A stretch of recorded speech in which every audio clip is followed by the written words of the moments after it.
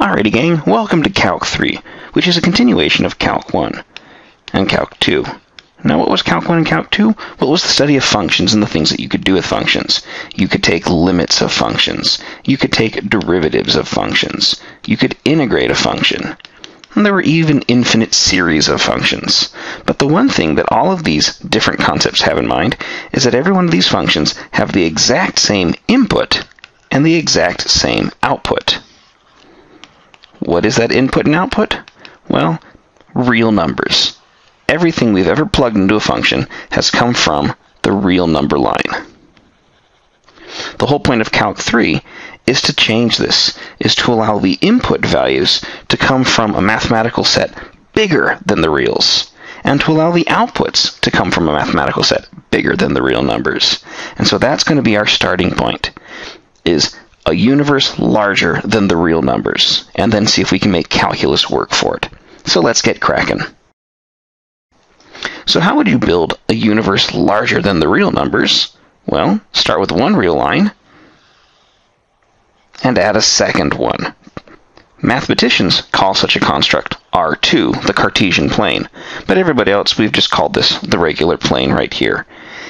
Once I have a set of tick marks on the two axes, so that I can measure distance, and I give the two axes a name, the x-axis running horizontally and the y-axis running vertically, then any point in this plane, be it this purple point, or this red point, or this orange point, can be identified by what are called its coordinates, a set of real numbers that give its address. For example, the purple point is the point 2, 1, while the red point is the point -1, 1, and the orange point is the point 0, -2. The point in the middle, where the two graphs cross, is the point 0, 0, the origin. Now I know you're completely familiar with this idea, but I'd like to take a closer look at it, just so that we understand how it works, and so that we can see a second alternative way of describing the address of a point that's going to be useful to us. So imagine you have the Cartesian plane, and you have some point in the plane who you'd like to describe. The easiest way to describe the point is to give directions on how to get there from the origin, the starting point.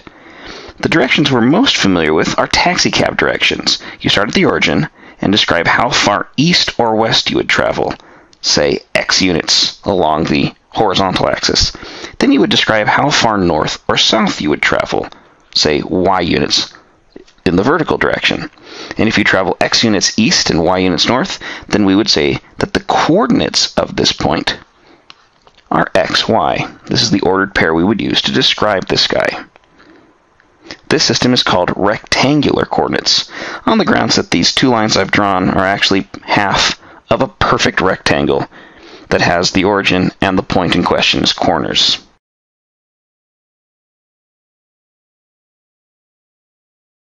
However, it's not the only way to describe getting to this point. For example, if you're an air traffic controller, you don't describe how to get from point A to B by saying travel east and west so many miles and north and south.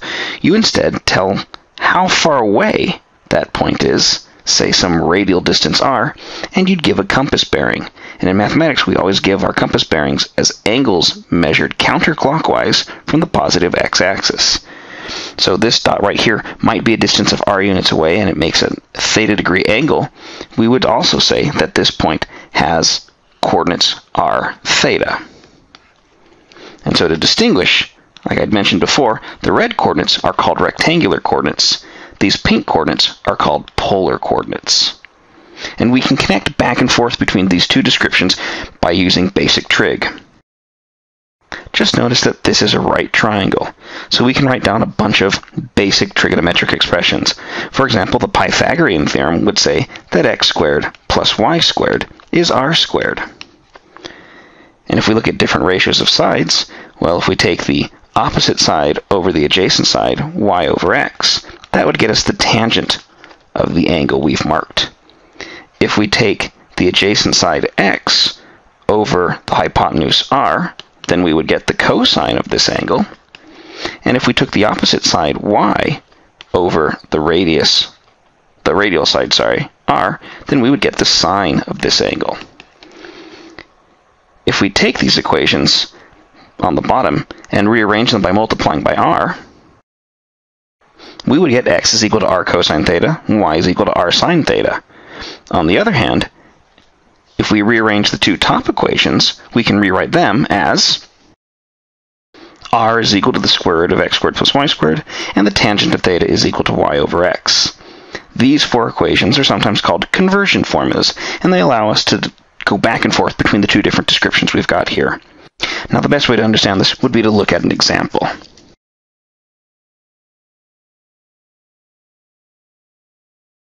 Let's convert these points from rectangular coordinates into polar coordinates. Let's start with the point over there in quadrant 1. We would know that his rectangular coordinates are x equals 1 and y equals 1. Right? He's 1 unit over and 1 unit up.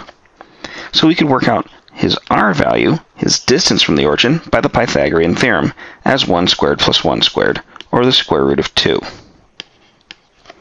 We can also work out his angle, the angle it makes with the positive x-axis, two different ways. One of them is just straight up common sense. That's a 45-degree angle right there. Or we can use the formula that says that the tangent of the angle is equal to y over x. So we're looking for an angle whose tangent is 1. And basic trig says that such an angle is 45 degrees. But since this is a calculus class, we'll convert that into polar, or into radians. And so now we know the radius and the angle, and so we can give the polar coordinate description r theta is equal to root 2 comma pi over 4. Now let's take a look at the point over here in quadrant 2. The x value is negative root 3, and the y value is positive 1. That means that the r value can be found by the Pythagorean theorem as x squared plus y squared, and so that would be the square root of 4, or 2. So the distance this point is from the origin is exactly 2 units. Now we can work out the angle. Well, one of the ways to work out the angle is to draw this triangle here. We know that the x-coordinate is negative root 3. We know that the y-coordinate is 1. So this is a 1, root 3, 2 triangle. That means that it has a 30-degree reference angle. And so this angle right here is 150 degrees. And so based on the picture, we can compute that theta is 150 degrees, or 5 30-degree increments, 5 pi over 6. And so that would give me r theta is equal to 2 comma 5 pi over 6. A second way would be to use the formula. The formula says that the tangent of theta is equal to the opposite side, 1, the y value, over the x value, negative root 3. If we punch this in on a calculator using the arctangent button, we would find that theta is equal to the arctangent of negative 1 over root 3, which a calculator would say is negative 30 degrees, which is not the correct angle. In fact, it's 180 degrees off from the correct angle. Keep that in mind. The inverse tangent function only gives angles in quadrants 1 and 4. So if you're in a point in quadrants 2 and 3, you're going to have to use a little bit of common sense right there. If we add 180 degrees to this to put it into quadrant 2, then we recover the 150 degrees. So the polar coordinates at this point are 2, comma, 5 pi over 6. Moving down to quadrant 3, we have the point minus 1, minus 1. So the x value is equal to minus 1, the y value is equal to minus 1. Well, that's negative 1 unit this way, negative 1 unit this way. Using the exact same argument that we had for the pink point, this is going to be a distance of root 2 units away from the origin. It makes a 45-degree angle, 45-degree reference angle, which means starting from the positive x-axis and working my way over, we're going to go 180 degrees plus 45 degrees. We're going to go 225 degrees. That would be 5 45-degree intervals. So we know what the theta value is. We know what the radial value is, root 2. And so r theta is going to be root 2, comma, 5 pi over 4. Again, keep in mind, we know that the tangent of this angle theta is going to be the y value over the x value, which means we have the tangent of theta equals 1. If we punch this on the calculator, theta equals the arctangent of 1. We would get 45 degrees, not 225 degrees. So again, arctangent always goes in quadrants 1 and 4. If you're in quadrants 2 and 3, you're going to have to take that arctangent value and add 180 degrees to push yourself into the other quadrant. Lastly, let's take a look at this fourth point on the bottom of the y-axis. Now, it's pretty obvious that this point is exactly 2 units away from the origin. And it's also patently obvious that it makes a 270-degree angle with the positive x-axis. So its polar coordinate description of r theta will be r 2 units, theta 270, or 3 pi over 2 radians. The only reason I'm bringing this guy up is it might seem more reasonable to start at the positive x-axis and to go clockwise just 90 degrees. That would make a negative 90-degree angle. So that would give a completely different polar description of a radius of 2 and an angle of negative pi over 2. Which one of these two is the correct value? Well, the answer is they're both completely correct. There's more than one angle. There's more than one way to describe this angle, which means that there's more than one way to describe this point. To drive this point home, if we were to go back to this original point who made a 45-degree angle with the positive x-axis, we could have also started at the positive x-axis and gone the long way around, negative 225 degrees. That would mean the original point still has the same radial distance of root 2, but we could have also written its angle as negative 220 degrees, or negative 5 pi over 4. I'll leave it as an exercise for you to figure out the other polar descriptions for the green and the orange points.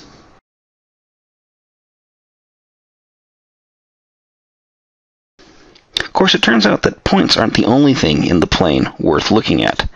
For example, if I were to draw this arrow over and over and over again,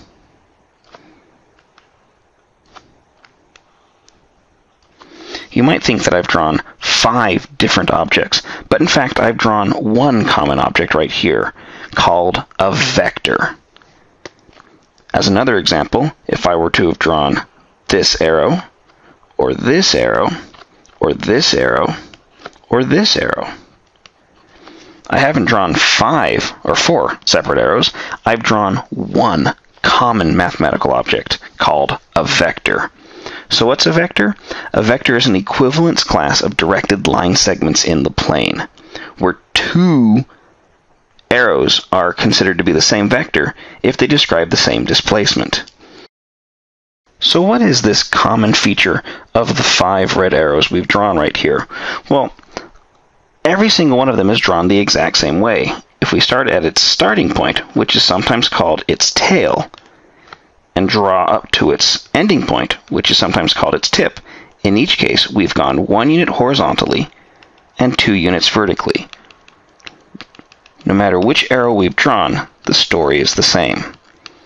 So every single one of these arrows right here represents a concept called a vector, and the symbols we would use for this would be 1 unit horizontal, 2 units vertical, which looks an awful lot like an ordered pair. But to distinguish it from an ordered pair, instead of using parentheses, we're going to use brackets. If we really want to drive home the difference, we can stack them and also write it as 1, 2. In either case, we pronounce this as the vector 1, 2. So here are 5 different representations of the vector 1, 2. Keep in mind, this is not the same thing as the point 1, 2. The point 1, 2 is just this one dot right here. It's not this dot, or this dot, or this dot. 1, 2 is just the point 1 unit to the right and 2 units above the origin. But the vector 1, 2 describes any of the arrows whose tip is 1 unit to the right and 2 units above its tail. If we were given a tail of P and a tip of Q, then this vector is sometimes denoted PQ. So how would we find its components? Well, imagine that you knew that the first point, P, had components x1, y1, and the second component, the tail point, Q, had components x2 and y2. Well, then the components of the vector PQ are going to describe its change in the x-coordinates, delta x, followed by the change in the y-coordinates, delta y. And so that would tell us that PQ in component form would be delta x over delta y. But from Calc 1, we know how to compute these changes. Delta x is just the second coordinate minus the first coordinate, x2 minus x1. And similarly, delta y is y2 minus y1. This is sometimes summarized by saying you take the tip and you subtract the coordinates of the tail.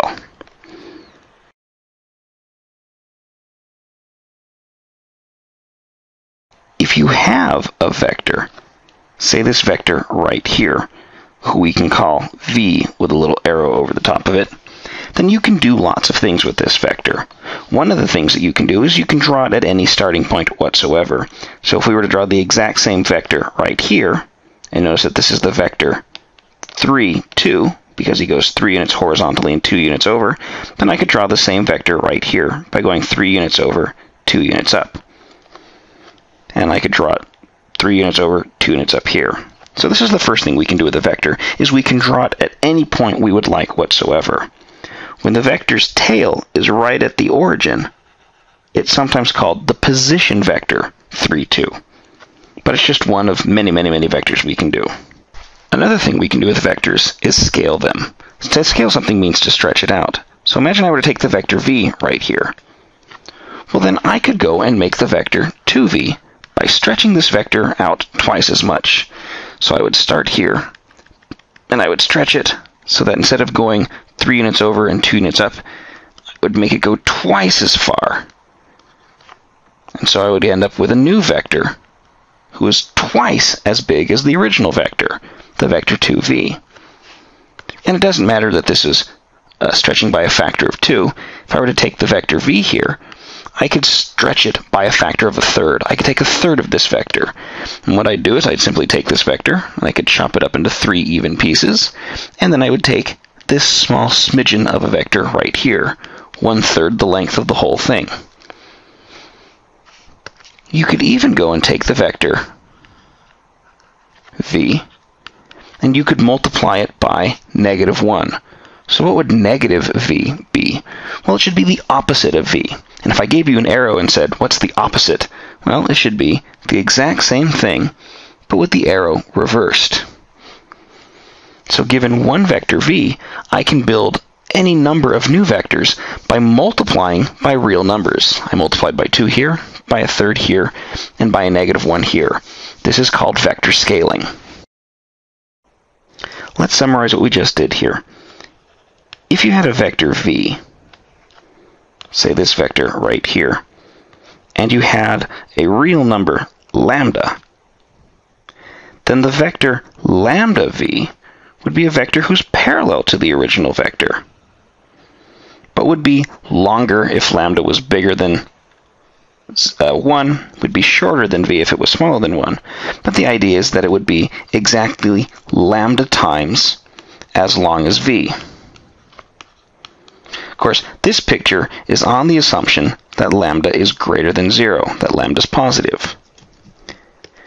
If lambda was negative, then you'd still have a vector who is lambda times as long as the original vector was. It would just be pointing in the opposite direction, so its tip and tail would be reversed. This might make a little bit more sense in component form. If the components of v are a and b, now, if I were to go and draw a scaled version of this vector, say the scaled version lambda v, if I were to draw the components of the scaled version as well, then I would get 2 similar triangles. And so all of the sides have to be scaled by the same factor. Since the hypotenuse of the little triangle was scaled by a factor of lambda, then the 2 legs have to be scaled by the same amount. So the base, which was a before, will now be scaled up to lambda a, and the height, which was b before, will now be scaled up to lambda b. In other words, if the vector v has components a, b,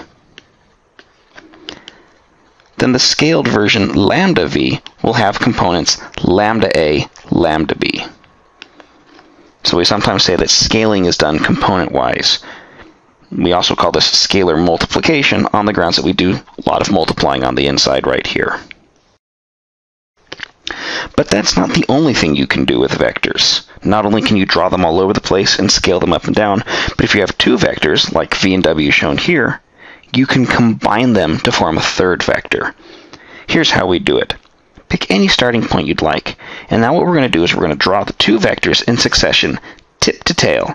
So I'll draw the vector v right here, followed by the vector w, starting with the tip of v as the tail of w. This is going to end at a new point right here. And so, using the original tail and ending at the final tip, I will build a brand new vector. This vector is going to be the combination of these two. And notice that it doesn't matter what the point is, or even the order that you do it. If I were to pick some other random point, say this point right here, and instead start off with w, and follow it up with v,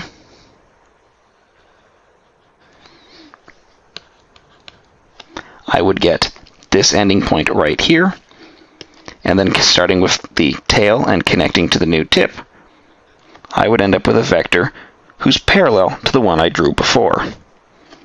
In fact, if I were to go back to the original point and start drawing w first, and then followed it up with v, I'd see that these points would end at the exact same guy right here. An equivalent way of describing this resulting vector is to pick a starting point and to draw the two vectors emanating out of this starting point with a common tail. So there's the v and there's the w. Now, what we're going to do is we're going to go and extend this to a parallelogram. So I'll make parallel lines on either side. And then what I'll do is I'll simply connect across the main diagonal of this parallelogram. In each case, I get the same vector. I get a vector that goes 4 units across and 4 units up each time.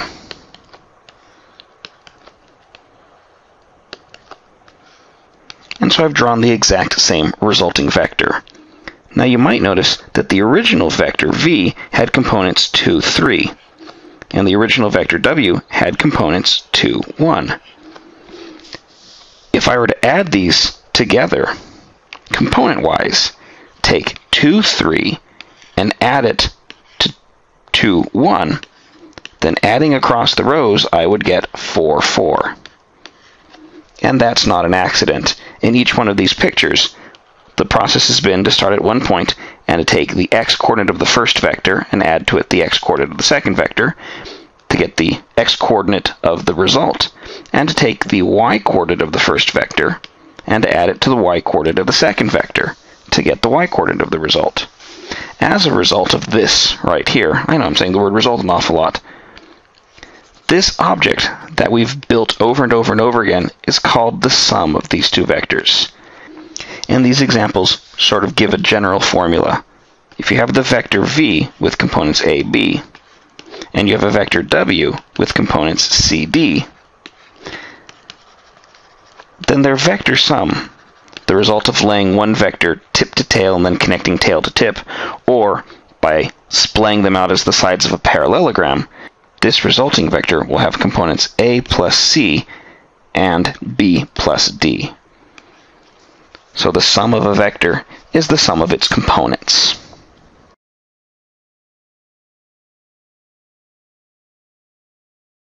Another way to describe a vector is to describe how you would build it from simpler vectors. In the plane, there are two vectors who get very special names. The first vector is the vector who represents 1 unit in the easterly direction. So this vector has representation 0, 1, and he's denoted as I with a little hat over the top to indicate that he's sort of a special vector. The second important vector, one who gets a name, is the vector who represents 1 unit in the vertical direction. So here are many different representations of this vector. This vector has components 0, 1, 0 in the x, 1 unit in the y, and his name is, well, j. So it turns out that if you were to draw any other vector, say this vector right here, v. This vector can be expressed in terms of these two smaller component vectors I and j. To see how, let's write down the components of the vector v. Let's say that v had components a and b.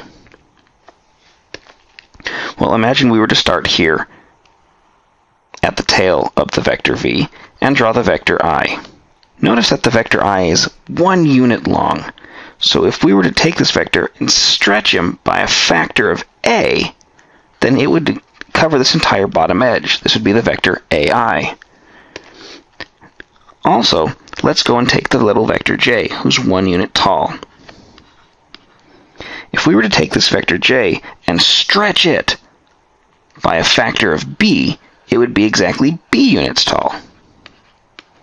And so we would have the following picture. In other words, the vector v can be obtained by starting at this point, going across ai, adding to that the vector bj, and then ending at this particular tip. So we have that the vector v is equal to a times the vector I plus b times the vector j. This is true of any vector. That is, if you had the vector ab in component form, it can be written as a times the vector I plus b times the vector j.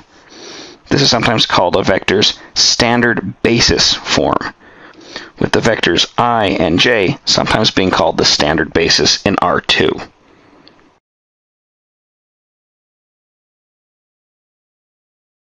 Let's take a look at an example. Let's compute the vector z equals 3u minus 2v plus w if u is the vector from 1, 2 to 3, 8, v is the vector minus 1, 1, and w is the vector 2j minus 3i. The easiest way to attack a problem like this is to write each one of these vectors in a common form. I'm a big fan of column component form, and so that's what I'm going to do right here. Let's take this vector u. Now this is a vector who's described in terms of tips and tails, and so we can remember our useful formula that says that such a vector is found by taking the tail minus the tip. So the tail is the point 3, 8, the tip is the point 1, 2, and we'll simply subtract them along the components. And that will get me 3 minus 2 is 1, and 8 minus 2 is 6. And so we have the vector 2, 6. V is easy to translate. V is just going to be the vector minus 1, 1. Finally, W is the vector 2j minus 3i. So this is a vector in standard basis form. If we were to go and take a look at this, I'm going to rearrange this as minus 3i plus 2j. And that's because I know that I represents the x-coordinate and j represents the y-coordinate. So this is a vector who goes negative 3 units in the horizontal direction, what I points in, and 2 units in the vertical direction. And so now I have each one of these vectors in its column component form. I should be able to go through and work out z equals 3 times u, which is the vector 2, 6, minus 2 times v, which is the vector minus 1, 1, plus the vector w, which is minus 3, 2. So to work out this problem right here, well, this is a basic arithmetic problem. The first thing we should do is deal with the multiplications. So if I take 3 times the vector 2, 6, we've seen that this is a scalar or a component operation, we would get 6, 18. If I were to take negative 2 times this vector, we would get positive 2, negative 2. And then the last vector is unchanged.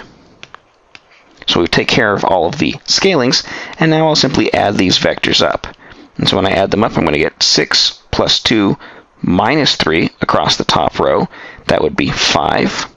And along the bottom row, we'll have 18 plus negative 2 plus 2, which is 18. And so the vector z is 5, 18.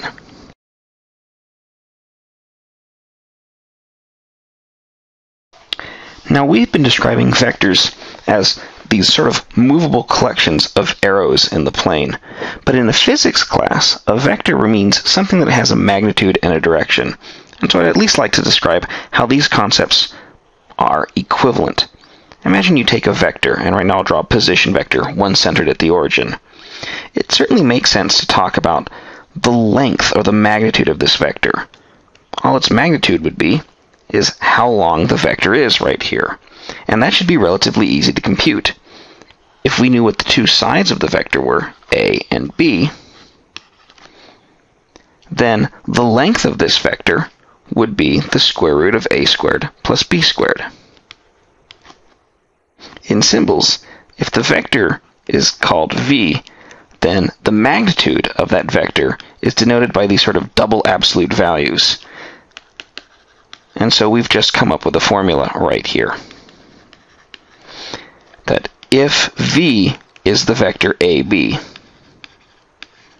then the magnitude of v, its length, is the square root of a squared plus b squared. What about its direction? Well, in the plane, direction makes complete sense as well. The direction is just this angle theta, the counterclockwise angle measured from the positive x-axis. Hence, any vector could be specified by giving its direction and its length. Let's take a look at an example.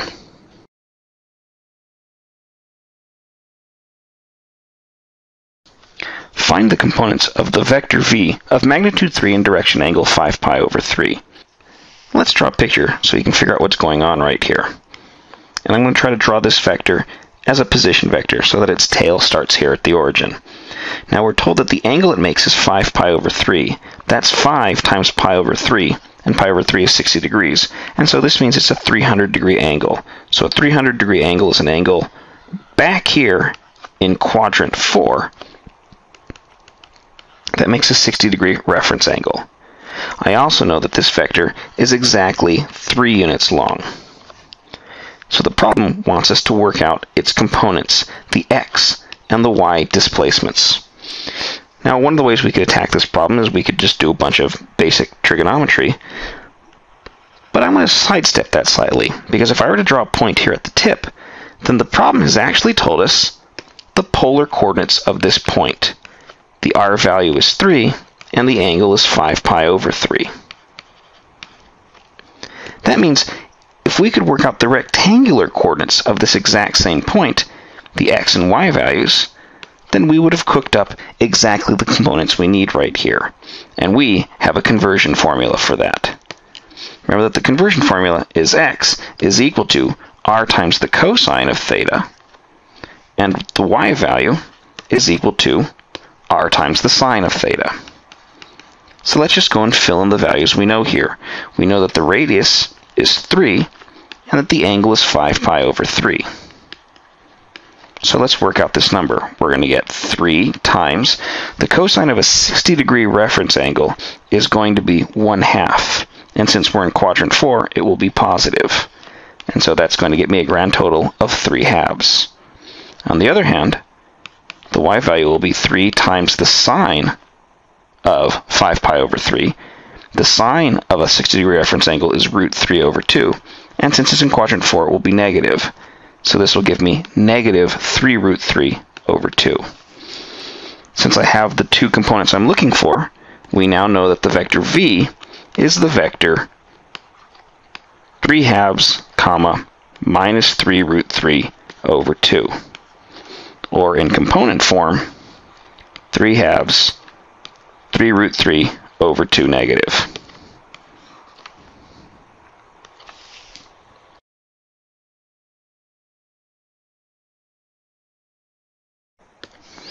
As an example, let's compute the magnitudes of the following two vectors. Notice that this pink vector has components that would be relatively easy to work out. Its x component is 2 in the negative direction, and its y component is 1. And so that means that the vector v is the vector negative 2, 1. Therefore, its magnitude is going to be the square root of 2 squared plus 1 squared, or the square root of 5.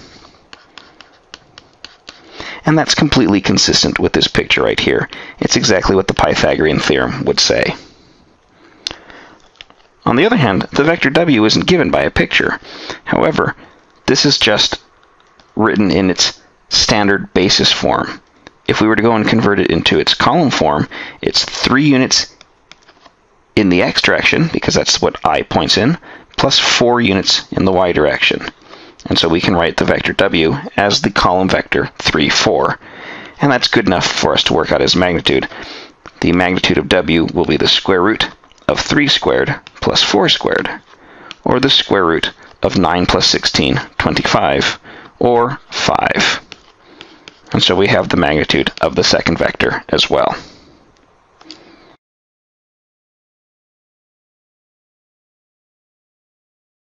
Find a unit vector that points in the same direction as the vector 5, negative 12. So first things first is I've got to figure out what this actually means here. A unit vector is just a vector of magnitude 1, a vector who's 1 unit long. So the two most famous unit vectors in R2 are the vectors I and j. But any vector who has length 1 is a unit vector.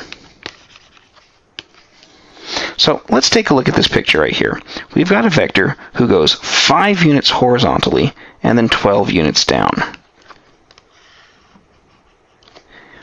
Let's call this vector v. We want to find a vector who's 1 unit long who points in the exact same direction as the vector v does. Well, could it possibly be v? I don't know. Let's go and see. The magnitude of the vector v is going to be the square root of the sum of the squares of its components, so 5 squared plus negative 12 squared. And since it doesn't matter whether it's positive or negative, I'm leaving it off. So we're going to have the square root of 25 plus 144. That's the square root of 169, or 13. So it turns out that this vector v is exactly 13 units long. So how can you get a vector who's exactly 1 unit long, but who points in the exact same direction as v? Well, that's what vector scaling does. If we were to take this vector and chop it up into 13 even pieces, yeah, I know it's not 13, but deal with it, then if we were to scale it down by 1/13, we would have it done. So the unit vector we're looking for, we're going to take the vector v, and we're going to multiply by 1 over the length of v. So in this case, we're going to take 1/13 times the vector 5, negative 12, and come up with 5/13, negative 12/13. Or in its row form, which in this case might be a little bit easier to read, 5/13, negative 12/13.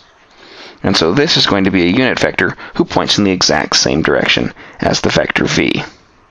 It turns out that this process is actually going to be one that we're going to use an awful lot, and so it has a name. It's called normalizing a vector, and that's to take a vector and divide by its length to build a unit vector who points in the same direction.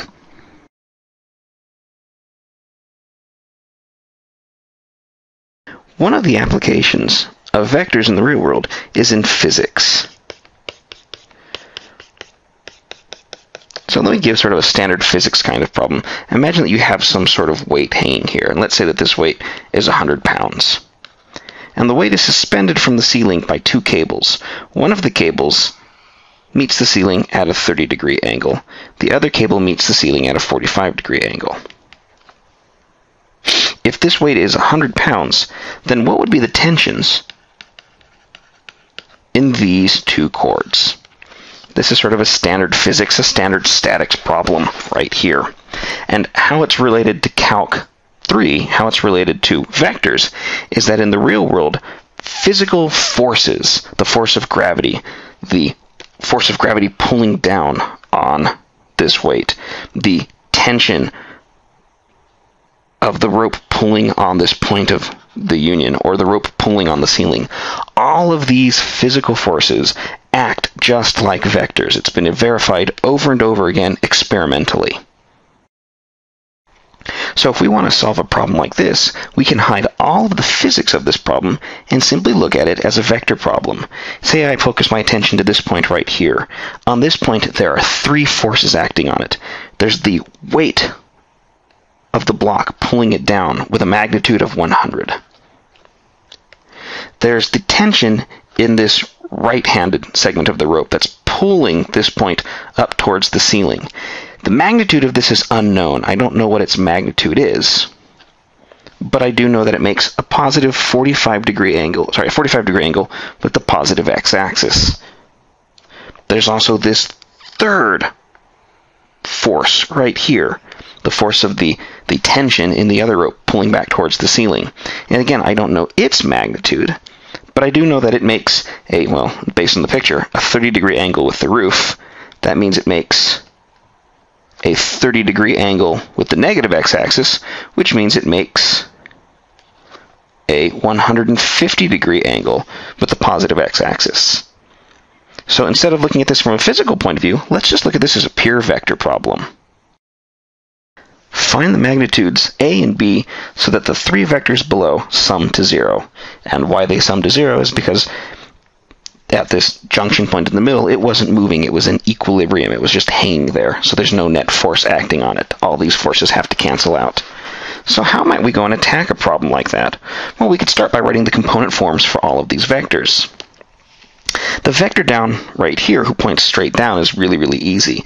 If I were to call this vector, say, v, the vector that has to do with gravity, then his component form has no horizontal component whatsoever, and he's 100 units straight down. So we can write him as the vector 0, negative 100. What about this green vector right here? Well, I know that it makes a 45-degree angle with a positive x-axis, but its length is unknown. However, that's all of the information I would need in order to give a polar description of this point. The r value is theta, the r value is a, and the theta value is 45 degrees. And so using our conversion formulas, I could write you a formula for this point up here. And since the x and the y coordinates of this point would just be the components of the vector, we're golden. So let's call this vector w, the green vector, and his components, well, we'll just follow formulas. The formula for the x component is r times the cosine of the angle, and the value for the y component is r times the sine of the angle. So let's just fill in the blanks. The r value is a, and the angle is 45 degrees. So if we were to work these values out, we would get, well, the cosine of 45 degrees is root 2 over 2, so root 2 over 2a. And, well, the sine of 45 degrees is root 2 over 2a. And so we would have a formula for the vector w. Well, we could also do the same thing over here with this purple vector. Let's call this purple vector u. And by using the polar coordinate idea, it's going to have coordinates of r cosine theta, r sine theta, where r is the magnitude and theta is the angle it makes with the positive x-axis. So this will be b times the cosine of 150 degrees and b times the sine of 150 degrees. And so we could work our way through these two basic trig values right here. So the cosine of 150 degrees, that's a 30-degree reference angle in quadrant 2. And so the cosine of 30 degrees would be root 3 over 2. And it would be negative since it's in quadrant 2. So there's the first component. The sine of 150 degrees would be 1 over 2. And since we're in quadrant 2, it would be positive. And so we would have the components of the vector u. So now we could go and just add these vectors up. We would know that the vector v pointing down plus the vector w pointing to the right plus the vector u would add up to the 0 vector. And so if we add them up component-wise, well, let's write these equations and see what we get. V is the vector 0 minus 100. W is the vector root 2 over 2a, root 2 over 2a. And u is the vector minus root 3 over 2b, 1 over 2b. And these are going to add up to get a vector who has no components in either direction. Now if we, remembering how vector addition works, we add across the rows. So across the top row, we would have root 2 over 2a minus root 3 over 2b is equal to 0. And if we add across the bottom row, we would have minus 100 plus root 2 over 2a plus 1 over 2b equals 0. And that gives us two equations and two unknowns to solve. So let's go and solve these two guys. So the first thing I'm going to do is clean these two equations up. Let me multiply the top equation through by a 2. So I'm going to have root 2 times a minus root 3 times b is equal to 0. And the second equation I'm going to multiply through by a 2 and add the 100 to the left-hand side. So I'll get root 2a plus 1b is equal to 200. And so now I've got these two equations that I have to go and solve. Well, if I were to simply subtract the second equation from the first equation, I'd have root 2a minus root 2a would be 0, minus root 3b minus b would be minus root 3 minus 1b. And that would give me 0 minus 200, or negative 200. And so that tells me that b is equal to negative 200 over negative 1 minus root 3. If I cancel all of the negatives by multiplying the top and bottom by minus 1, I would have 200 over 1 plus root 3. Now that I know what the b value, I can plug that into either one of these two equations and solve it for a. So let's take that top equation, and we'll continue the work down here. We would know that root 2a is equal to root 3b. So a is equal to root 3 over root 2 times b. But b is equal to 200 over 1 plus root 3. And so now we know the two different tensions right here. We know that the tension in the right chord is equal to the a value. So root 3 over root 2 times 200 over 1 plus root 3 pounds of force. That's its exact value. And then the tension in the left chord would be the b value, 200 over 1 plus root 3 pounds of force. And so there we'd have an exact value to this basic physics problem.